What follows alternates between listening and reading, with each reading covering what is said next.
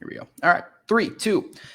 Hey, hello, and how are you, everybody? Welcome to the Leading the Charge podcast, a new segment we are debuting today called the Behind the Enemy Lines, only because we're bringing in a beat reporters or media members from other NFL teams that the Bills are set to cover.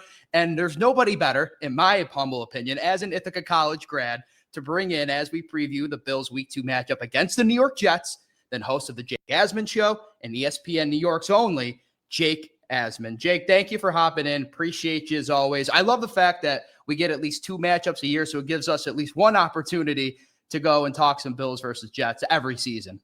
I look forward to this every year, Dom, and thank you for having me. Go Bombers, of course. Shout out to all the IC alums out there. And this should be a fun one on Sunday. I think there's, at least from a Jet perspective, maybe a lot more optimism going into this game after how the Jets looked against Pittsburgh. I know they lost, but there are some Jet fans who go, wow, well, we weren't expecting to score 32 points. So this should be a good one. And we know that, the Bills and the Jets, when they have at least played at MetLife the last 3 years, the games have been really close with the Jets actually winning 2 of them. So I'm expecting another good one on Sunday.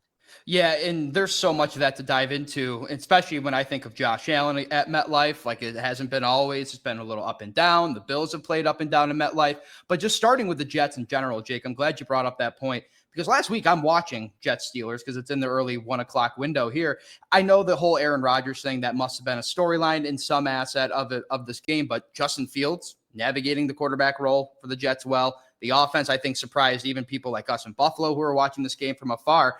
As a Jets fan, like, where's that line of where you feel like the fan base is of the middle of optimism? Like, hey, things are good, and like, oh, okay, still couldn't get it done in a winnable game. Yeah, it's a very tough thing to kind of describe because on one hand, the Jets did so many good things in that game. And I even think a lot of players on defense played well. They just had a couple of catastrophic mistakes. They had a brutal turnover on special teams that gave Aaron Rodgers and the Pittsburgh Steelers another possession. Xavier Gibson, who had that turnover, had the fumble on the kickoff.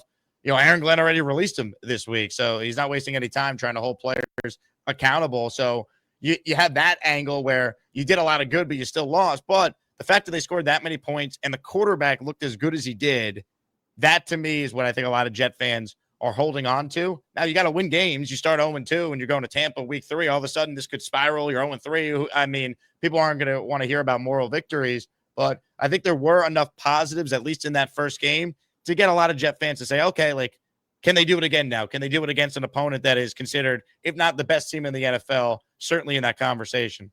For sure. And I go back to some of those previous matchups for the Bills and Jets, and you said it right off the top, and I agree with you. The Bills at MetLife have struggled. I mean, one of the first games I ever covered on the road was, I believe, the 2022 matchup. Zach Wilson is still there. I always call it the Skycam game because the Skycam fell right in the middle of it, and it was a bizarre, like, what are we doing here? Josh Allen had a rough one there, 2 interceptions. Zach Wilson, the Jets, pull one off there too. Going back to even last year when Aaron Rodgers was there, when you got to actually see Rodgers against the Bills, was talking to a couple of my coworkers yesterday, and I totally forgot, Jake. At the end of that first half, Aaron Rodgers connects on that Hail Mary, which makes it a very much closer ball game. And then it comes down to a couple Mike Williams errors there at the end that easily could have swung the Jets' way. Greg Zuerlein missed a couple kicks that night. That swung the game. I forgot too. Yeah, well, I think that was like the nail in the coffin of Greg Zuerlein's career. Zuerlein, that was an off game from him. But there have been headaches for the Buffalo Bills when they've taken on the Jets. When it's at MetLife, or just in general, Jake, what do you think is maybe a key factor, 1 or 2 things that just kind of sets the Jets up for success when they get into this matchup? It's a great question because I don't know if it's one specific thing, because Allen is obviously, if not the best quarterback in the league, he's right there. He's the reigning MVP. He seems to just turn the ball over more when he faces the Jets. He had the infamous, 3 interception game in the Aaron Rodgers debut 2 years ago when Zach Wilson came in off the bench and, the Jets won that crazy game in overtime. He just seems to put the ball more up for grabs against the Jets. Now, the one thing that could be different this time, it is a different defensive scheme, right? Robert Saleh is not here anymore. It's now Aaron Glenn, who's the head coach, Steve Wilks, who's the defensive coordinator. And the Jet defense certainly made a lot of mistakes, a lot of coverage busts last week against Aaron Rodgers. So if they don't clean that up, I think Josh Allen's going to have another big day. Now, the difference might be, hey, do the Jets actually have a real offense? Do they have a real play caller in Tanner Engstrand, who has a real identity for this team? They can run the ball with Breece Hall, and this is probably the best offensive line the Jets have had in, no joke, at least 10, if not 15 years, if you want to go back to the Rex Ryan, Mark Sanchez teams. So I think the game could be a little different from the standpoint of the Jets' wins over the Bills during this stretch have been because the defense has played great and Allen has struggled. maybe this could be more of a shootout type of game. I don't know if the Jets want to get into a shootout with this Buffalo team, but I think they're more capable of actually maybe scoring into the 20s and hanging around. So it's going to be fascinating. But the biggest thing that Allen's done against the Jets, at least at MetLife, he's turned it over a lot more. If he cleans up the turnovers, then I don't think we're having this conversation after what we've seen the last few years. Going back to a point you brought up too, just with the accountability factor. And I want to talk about the coach, and I want to talk about a couple of the new pieces on the Jets, because that's the other thing in the 4 years now that I've been covering the Bills and just even watching them from afar. But the Jets, it always seems there's a new coach, there's some new personnel, the new quarterback, new everything. I think Breece Hall was injured in that last week 17 matchup with the Bills last year. So there's always been some sort of injury where you feel like you haven't gotten to see the full scope of the Jets injury. Start with Aaron Glenn, Jake. There seems to be such a higher accountability, which is weird to say about a coach, because I imagine Robert Saleh would have been the same way when he was there, or it just feels like there's something different with this Aaron Glenn factor in New York. Am I reading that correctly? Or is this just something where a new coach comes in, it's kind of a new face, and they're trying to organize a new culture in New York? Well, you use the word culture, right? And I think at times in sports, that word could be overused. It's like, how do you actually like see culture? Like ultimately, like For sure, win games. Like good teams that win games, they probably have good cultures. But I think we're seeing what that actually is in the case of the Jets, right? I mean, Xavier Gibson getting cut. Like Robert Saleh would have never done that. In fact, people on my show were joking, oh, he would have made Xavier Gibson like the game captain for this upcoming week. Like, it's okay, Xavier, like have your milk and cookies. It's like there was just such an issue of accountability for the Jets for years, guys getting away with countless mistakes. And I think Aaron Glenn from the very beginning has said that's not going to fly here. And actions, of course, speak louder than words, but he's backed that up. He wants to instill toughness. The Jets, going back to training camp, actually had live tackling periods, which you never see in today's NFL. They ran Oklahoma drills during some of these training camp practices. He's trying to basically get the team to be tough, competitive. They've invested so much in the offensive line. And a big question was going to be, okay, well, do you have a real O-line coach? Steve Hyden, I thought, did a great job getting this unit to play last week. Do we have a real play caller? He hires Tanner Engstrand, who was the pass game coordinator from the Lions. And all of a sudden, Justin Fields is calm, cool, collected in the pocket. He's going through his reads. That was the knock on him. He couldn't process.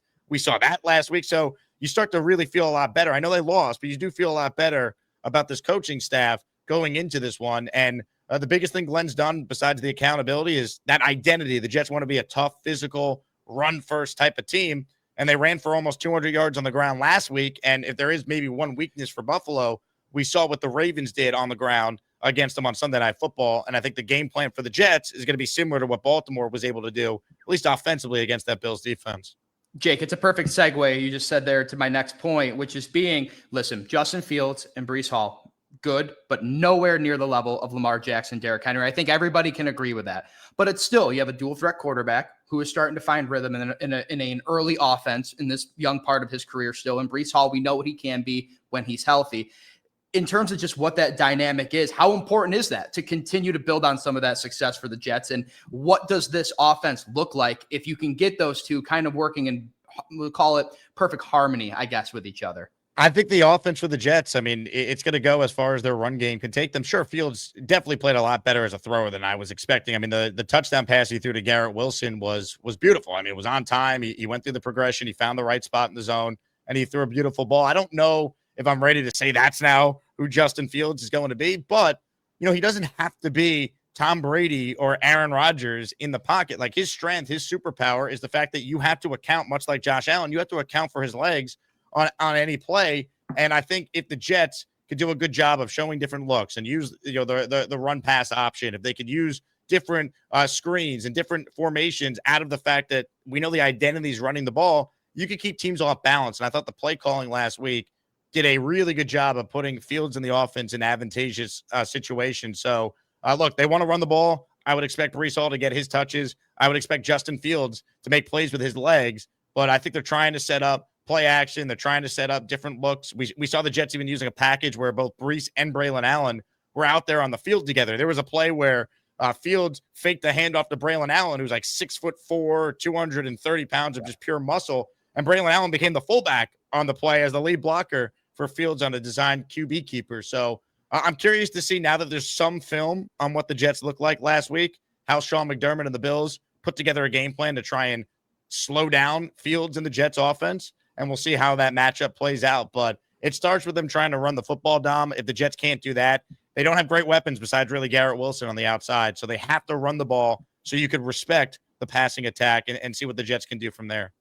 And listen, Jake, I think if I talk to anybody who covers any other team that's not the Bills, Josh Allen obviously has to start with him. You have to find a way on defense to stop and limit Josh Allen. I use that phrase limit a lot with people like Patrick Mahomes or Joe Burrow, because you're never going to stop somebody like that, but you've got to limit what they can do offensively. So when it comes to the Jets defense, and I know the scoreboard doesn't always tell a story, but in the Bills case last week, the scoreboard definitely told the story about how, let's call it straight what it was, pitiful performance it was from the Bills defense. It felt like maybe there was some spark there from the Jets. Maybe it was just the first game jitters. How did you come out of that first game reading this defense, which has normally kind of been something, especially for a guy like Aaron Glenn who comes in? How do you read this defense, and what kind of trouble could it give Buffalo, just given the fact where they're coming off of from week one? Well, the Jets do have a defensive line that I thought played very well last week. I mean, Quinnen Williams had a sack. You saw Will McDonald have a bunch of pressures. He had 2 sacks as well. Even Jermaine Johnson, I was not expecting him in his first game off the Achilles to play 89% of the Jets' defensive snaps. He played so much better than I think anyone, even if you're the most optimistic Jet fan, was expecting. So, I'm excited to see what he could do. He's had some very good games in his career against the Buffalo Bills, especially at MetLife. So I think the Jets, they're going to need a big game from him if they're going to win. I think what really did the Jets in is they dropped 2 interceptions that could have completely changed the game. One of them was by Brandon Stevens with 6 minutes to go in the fourth quarter, with the Steelers trailing by 2. If he catches it, I think he has a pick 6. There's no one in front of him. He has green grass all the way to the end zone he's staring at, and that changed the game. So the narrative is, Rodgers, he torches the Jets, he comes back. Everything's different if he just makes that play. There was another play earlier in the game that Michael Carter could have had in the third quarter, and he didn't come up with it. And if you look at just some of the big plays Pittsburgh had, guys are wide open. There were just coverage mistakes. I think, even though the Jets do return a lot of starters on defense, I believe it's 8 of 11 from last year, it is a new scheme. It's a new system. It's not Robert Saleh's defense. So I think guys just were kind of out of place. They were not on the same page, maybe because they're going through the growing pains of installing a new defense. So they have to clean that up, and they have to take advantage if there are opportunities to fall on a fumble. There were 2 last week. They didn't recover either of them. They have to take advantage of potential interceptions. I mentioned the 2 last week. They didn't catch either of them. So the one thing with Josh Allen is occasionally, especially against the Jets, he might give you a chance to intercept him. He might give you a chance where he's trying to make a play and he's running around, and all of a sudden that could lead to a strip sack and the ball's out. The Jets, if they have any chance of stealing this one, they're going to have to win the turnover battle. So they're going to allow points and probably yards because Josh Allen's Josh Allen. But can you come up with that critical turnover? Because I think that could be the difference in whether or not the Jets could actually win this game or not. The defensive line aspect too. I think that's one thing, and it's a guy like Josh Allen. I feel like it's so tough to read an opposing defensive line because of how mobile he is. And Deion Dawkins said this yesterday to us. It's how much he corrects or makes them look good when maybe something is blown up in the offensive line. And I go back to some of the games where I've seen Josh struggle against the Jets. They've always had a good front. Quinnen Williams has always kind of been a guy who just seems to find his meal, eats it against the Bills. Offensive line is very good for the Bills, but also the guys in the Jets defensive line get paid too, Jake. So when it comes to just what has to be right for the Jets in order to get a win, I think Josh Allen probably would be in your answer there too. But what else could this Jets team do when you look at the Bills that results in a win and starting 1-1 for them? Great question. I think the big thing for the Jets, once again, can they, getting back to what we talked about on offense, can they go out there and can they maybe play from ahead? I do wonder, the one thing with this Bills win over the Ravens last week, Sunday Night Football, feels like a playoff game, dramatic comeback.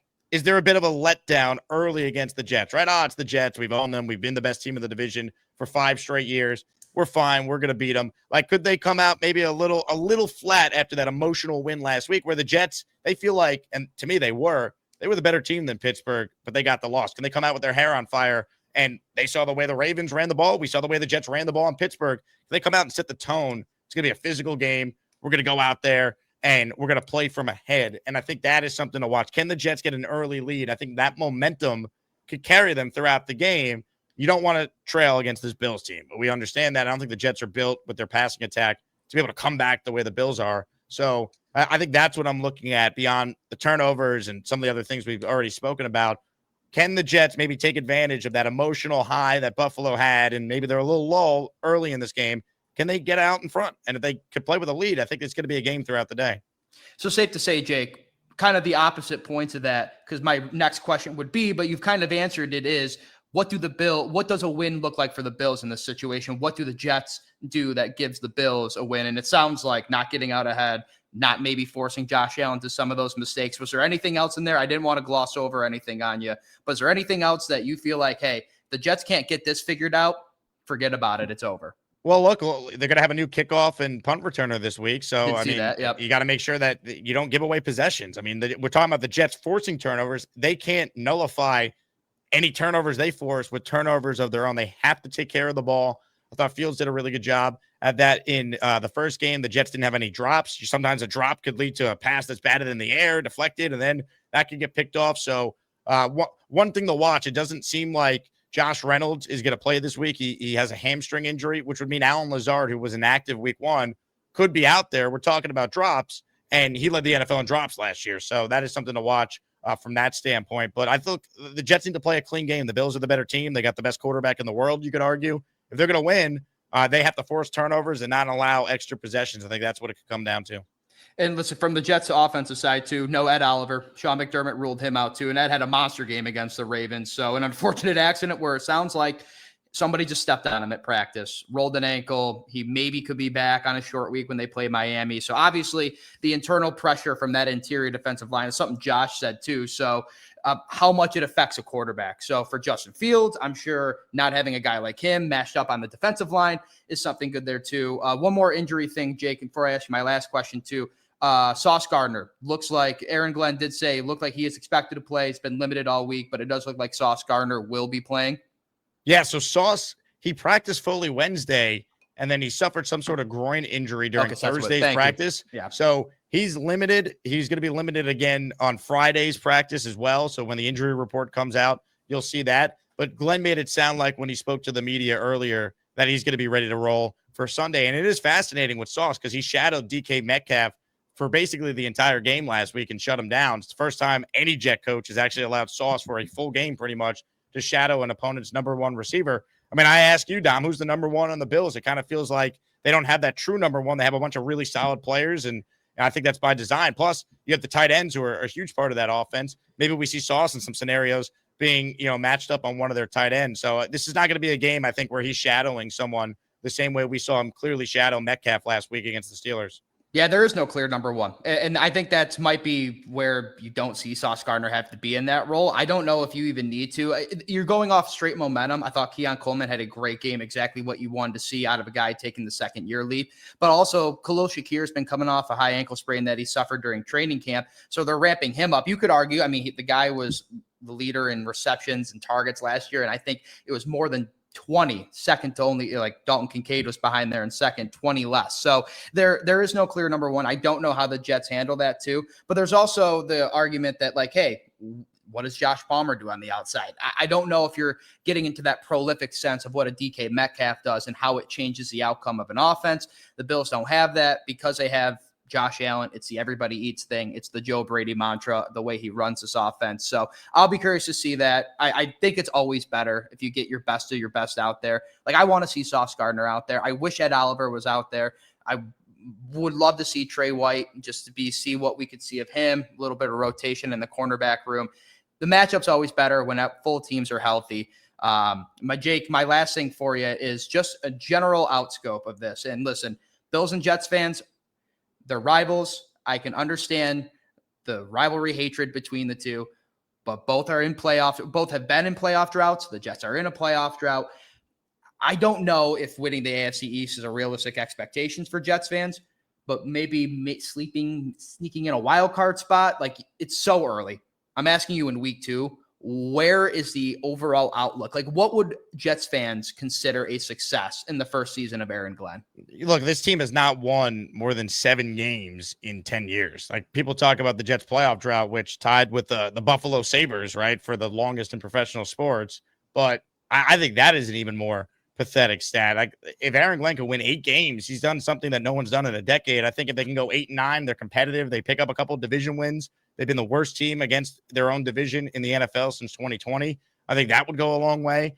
Look, for me, I'm tired of the moral victories. I don't want to celebrate an 8-9 season. If they could go 9-8 and they narrowly miss the playoffs, I don't know if there's any Jet fan that could be that upset given how low the expectations were for most people. They look good offensively week one. I think there's still a lot of talent on defense, and they'll get that right as things progress. But the real question is, what is Justin Fields over the course of the season? Do we have our guy long term? Is he the next, reclamation project like Sam Darnold and Geno Smith and Baker Mayfield? Or are they going to be going into the draft and trying to find their long-term answer next year? That above probably even the wins is what we need to learn. But if they're able to go 8-9, 9-8, and they actually sneak in, that would be like a monumental season for a franchise that has just been so bad for so long, despite having, just like Bills fans, some of the most passionate fans in the league.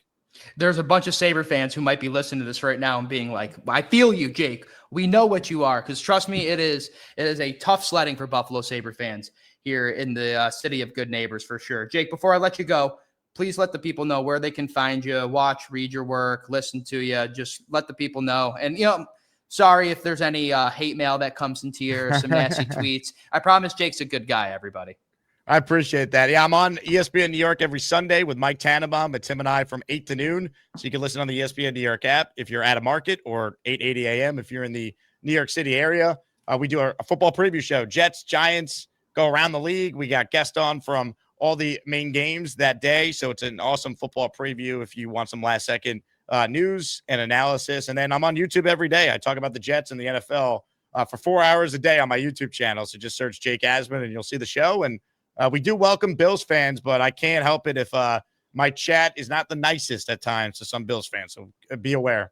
It's very fair. When Jake and I saw each other at the NFL Combine this year, I can say it was very warm, very good New York hospitality, treating his fellow IC bomber who now lives in Buffalo. So, Jake, appreciate you always, my guy. Thank you so much. That's Jake Asman of the Jake Asman Show and ESPN New York. This has been Behind the Enemy Lines, a new segment on Leading the Charge podcast. I'm Dom Tibbetts. Talk to you guys soon.